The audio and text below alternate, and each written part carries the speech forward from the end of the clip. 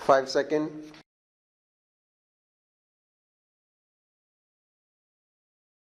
Start.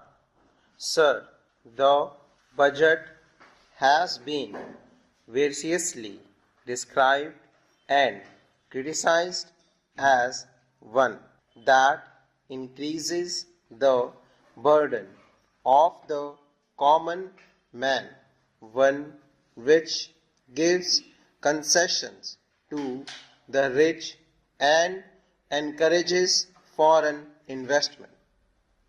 I agree, sir, that it is all this and much more.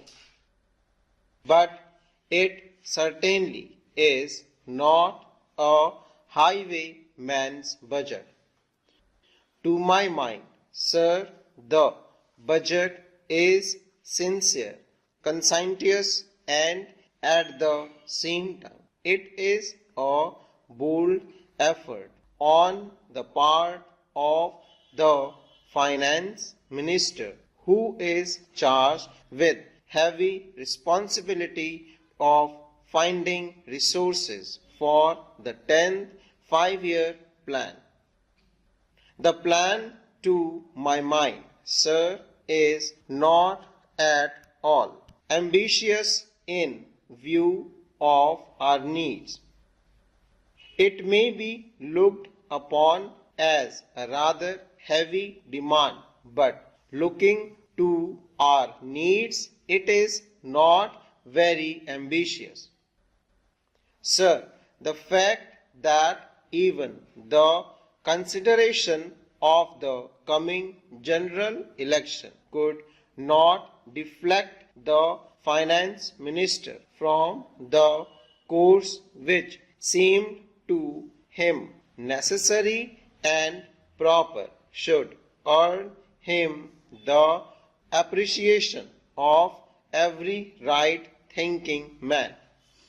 The common man interest, as I said, is nearer to our hearts than perhaps some others can claim, or at least it is equally nearer to us. And yet there come times in a nation's history when it becomes necessary for the people to postpone the fruits of their labor and enterprises to secure the future. Here also, sir, opinions may differ according to the Communist Party. Such a time came during the last Great War when they were exhorting people, the common people, to contribute their full might to the war effort. According to us, however, sir, we are passing through such a time at the present moment, and I have no doubt that the common people appreciate this position and will willingly tighten their belt, contribute their full might, and will surely return the Congress to power, having full confidence in the future and looking to a future where their posterity will be assured of a far better social and economic order. Who, sir, does not sympathize with the difficulties of the common man? As a matter of fact, most of us come from that class, and I am sure the finance minister would have liked to do away with some of the levices. None would have been happier if he could have done without these new levies, but there are, sir, certain very imperative limitations. We are passing through a critical period. Sir, it may not be necessary to continue these levices for a long time. Rather, I am inclined to think that before long it may be possible to give up some of them at least. I have very valid reason to think so.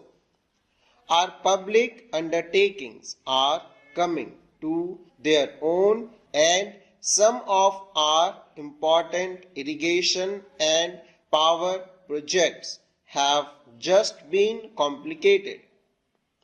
Some others are nearer completion, and in due course, I think in the very near future, they must yield returns.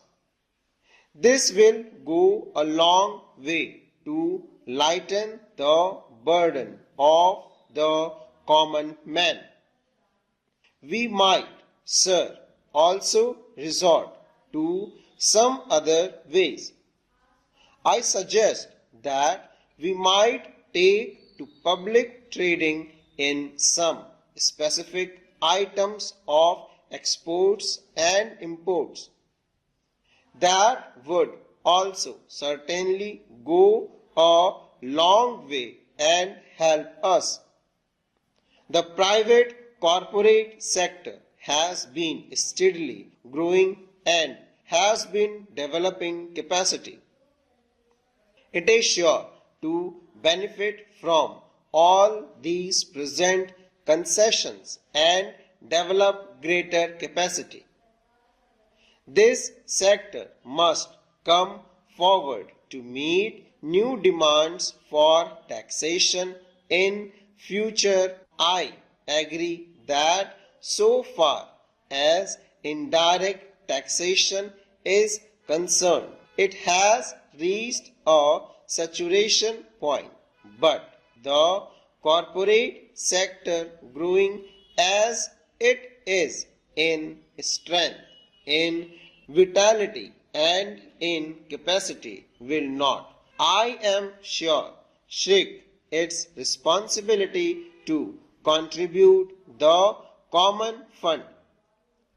I wish, sir, the committee which had been appointed to go into where the additional national income had gone had entered upon its labors a bit earlier and had made its finding available to us.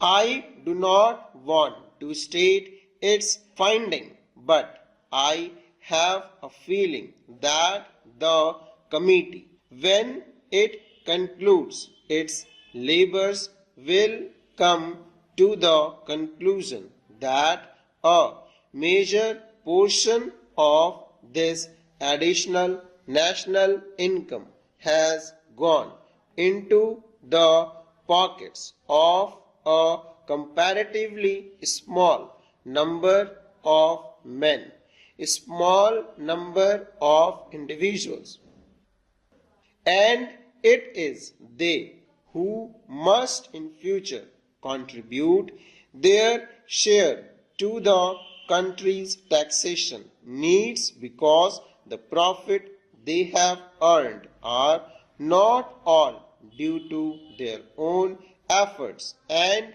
enterprise only. To a very large measure, they are the result of the economic policies of the government and due to certain other circumstances to which they did not contribute anything. Therefore, there is ample justification for the two taxes, the capital gain tax and the excess profit tax. I need not go in detail into all the reasons that my honorable friend has explained earlier so lucidly, but I must say that I entirely agree with them all. Having said this, I would like to say a few words about allocation which have been made to the various ministries in the budget. Full stop.